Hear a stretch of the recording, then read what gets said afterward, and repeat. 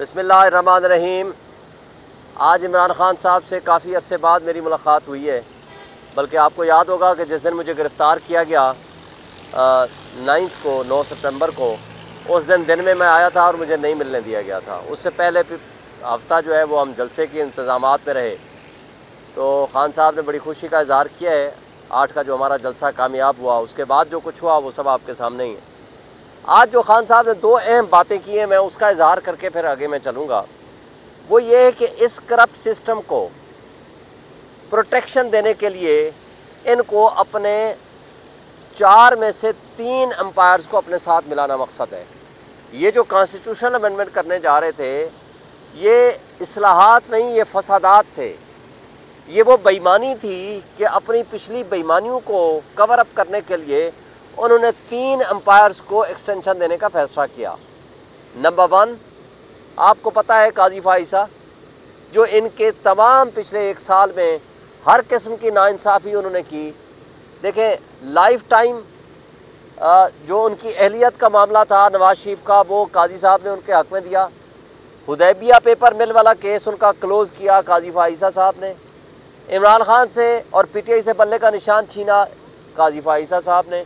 हमें level playing field की जो कंटेम्प्ट पिटीशन थी उसमें हमें रिलीफ नहीं दिया, वो हमने एहतजाजन वापस ले ली, वो काजी फाइसा साहब ने। और इन करप्ट रिटर्निंग ऑफिसर से जो इलेक्शन कराने का रात को बैठ के फैसला कराया, वो काजी फाइसा साहब। या और उसके अलावा हर वो केस जिसमें पीटीआई को नुकसान हो सकता था, वो उसमें बैठे उन्होंने नुकसान दिया, और जिसमें पीएमएलएन को फ़ायदा हो सकता था उन्होंने उनको फ़ायदा दिया। लिहाजा उसकी एक्सटेंशन के लिए ये एक कॉन्स्टिट्यूशनल अमेंडमेंट के नाम पे ये एक ड्रामा करके ये आगे ले आए। नंबर 1। दूसरा, 2 चीज़ों को बचाना मकसद था। कौन सी चीज़ें? पहले मैं इस पे बात कर लूँ कि एम्पायर 3 कौन कौन से हैं। एक काजी फाइसा साहब, number 2 election commission of Pakistan, chief election commissioner and election commission के मेंबरान। अब जो आइन में ये 100 कार्ड तरमीम कर रहे थे, इसके ज़रिए जब तक कोई दूसरा नहीं आएगा तब तक ये बैठे रहेंगे, दूसरे को अपॉइंट ना करें, ये बैठे रहें।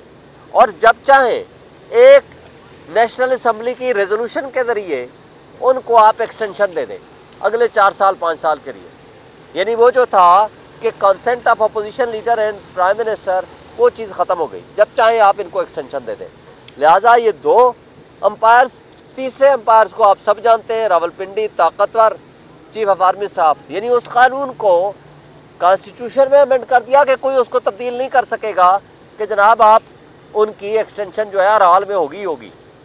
लिहाजा 3 अंपायर्स को इसलिए प्रोटेक्शन देनी थी कि 2 काम आगे होने वाले हैं। नंबर 1 वो है 9 मई के ऊपर जुडिशल कमीशन ऑफ पाकिस्तान का बनना।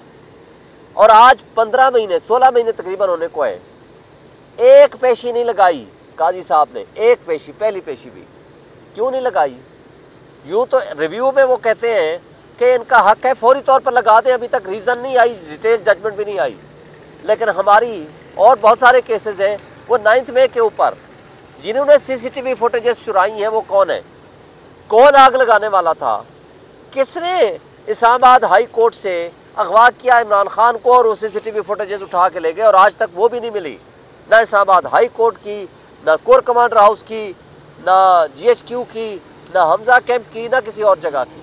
तो वो कौन चुराने वाले हैं, वो सच सामने आना है, उसके लिए कमीशन बनना है। और दूसरा, जो 8 फरवरी को जो कौम उठी और इनकलाब लेकर आई और पूरे पाकिस्तान में बगैर लड़े हम लोगों ने 180 से ज़्यादा सीटें जीती। आप सारे गवाह हो, मेरे भाइयों की तरह हो आप लोग। मेरा हल्का ये जहां सारा आपका 100% आपके मीडिया हाउसेज हैं, वो मेरा हल्का है।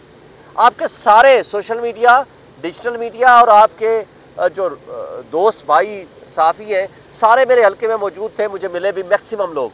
इंटरनेशनल मीडिया भी मौजूद था। आप सब जानते हो कौन जीता है। 1,05,000 से ज़्यादा वोट लेके मैं जीता हूँ, जिसने आधे से कम वोट लिए हैं, और वो भी जाली वोट डाल के।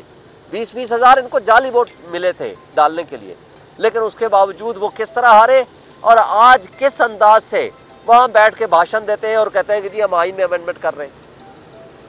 लिहाजा 8 फरवरी और 2024 और 9 मई 2023 के सारे ड्रामे को बंद करने के लिए اور اس پہ پردہ ڈالنے کے لیے ان امپائرز کا ایکسٹینشن ضروری ہے۔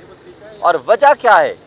وجہ مین یہ ہے کہ اس وقت سچویشن یہ ہو چکی ہے کہ آپ کا اگر اس ملک میں اگر رول آف لا نہیں ہوگا، قانون کی حکمرانی نہیں ہوگی، جمہوری روایات نہیں ہوں گی، اگر آئین کی پامالی اس طرح ہوتی رہے گی، تو مجھے بتا دیں کہ کون آپ کے پاس انویسٹمنٹ لے کر آئے گا؟ جب آپ کے پاس انویسٹمنٹ نہیں آئے گی، اب آمدنی کے ذرائع کیسے بڑھا سکو گے؟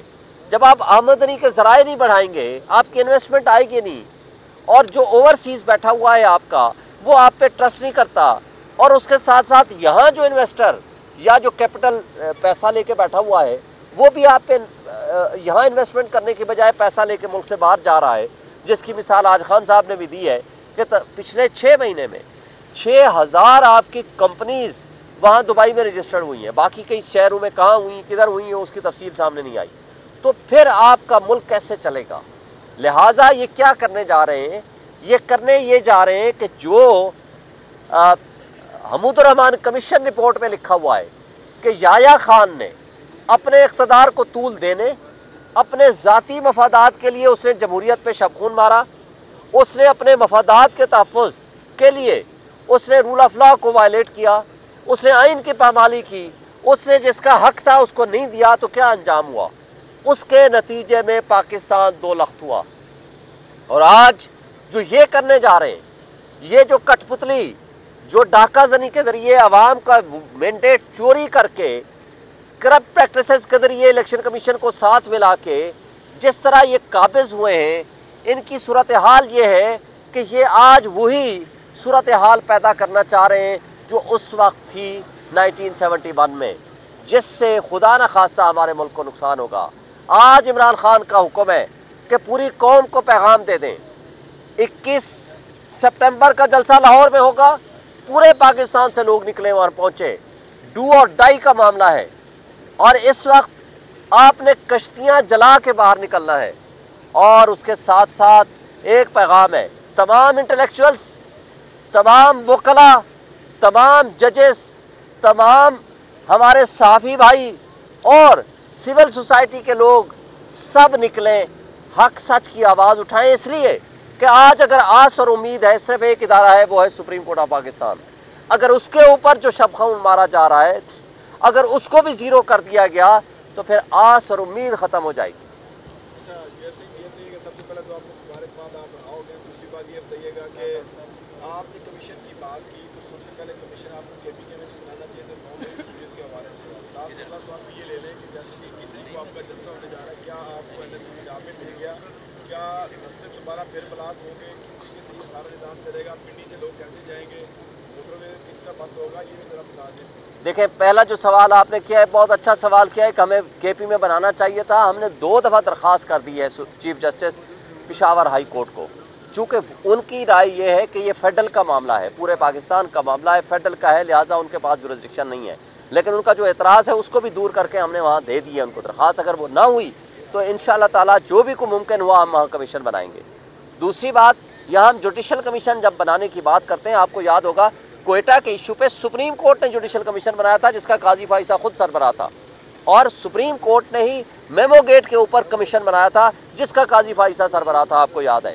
تو لہٰذا ہم کوئی انوکھی چیز نہیں مانگ رہے، ہم سپریم کورٹ سے وہی چیز مانگ رہے ہیں جو آلریڈی وہ کر چکے ہیں، نمبر 1۔ نمبر 2، 21 کا جلسہ ہم نے کرنا ہے، ابھی تک ہمیں NOC انہوں نے نہیں دیا۔ وہ ہمیں NOC دیں یا نہ دیں، وہ ہمیں اجازت دیں یا نہ دیں، ہمیں آپ مجھے بتائیں۔ 8 کا جلسہ 6 دفعہ ہم نے آرڈر دیے، 4 دفعہ انہوں نے NOC دیا، کینسل کر دیا۔ لاسٹ NOC کے مطابق بھی، کورٹ کے آرڈر کے باوجود بھی انہوں نے تمام پنڈی اسلام آباد کے راستے بلاک کر دیے تھے، لیکن لوگ نکلے، ہم لوگ گئے، الحمدللہ ہمارا جلسہ کامیاب ہوا۔ جس طرح کے بھی حالات تھے، اس کے بعد میں گرفتاریاں فیس کی، ہم نے کی، الحمدللہ آپ کی مہربانی ہے، آپ سارے صحافی نے، بھائیوں نے، ہمارے دوستوں نے، سب نے ہمارا ساتھ دیا، آواز اٹھائی۔ تو بات یہ ہے کہ ہم نہ ڈرنے والے ہیں، نہ جھکنے والے ہیں، نہ ان کے پیچھے ہم جانے والے ہیں۔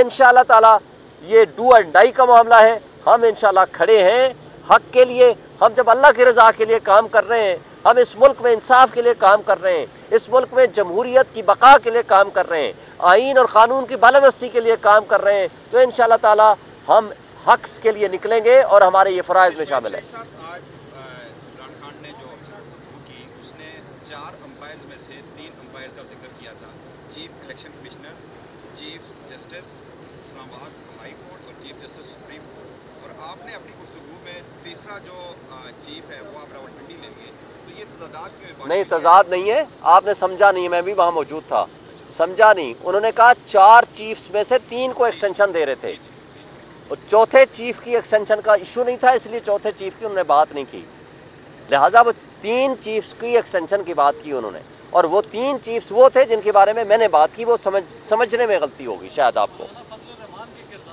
انہوں نے اپریشیٹ کیا ہے مولانا فضل الرحمان صاحب کو کہ انہوں نے بہت اچھا قدم اٹھایا ہے، ہم یہ توقع رکھیں گے کہ انشاءاللہ وہ جمہوریت کی بقا کے لیے، آئین کی بالادستی کے لیے، وہ ان کی کسی بھی ناجائز کسی مفاد کو وہ دینے کی کوشش کریں، لالچ کو یا کسی بھی قسم کے دباؤ کو، وہ ہمیں یقین ہے کہ وہ اس کو بالائے طاق نہیں رکھیں گے۔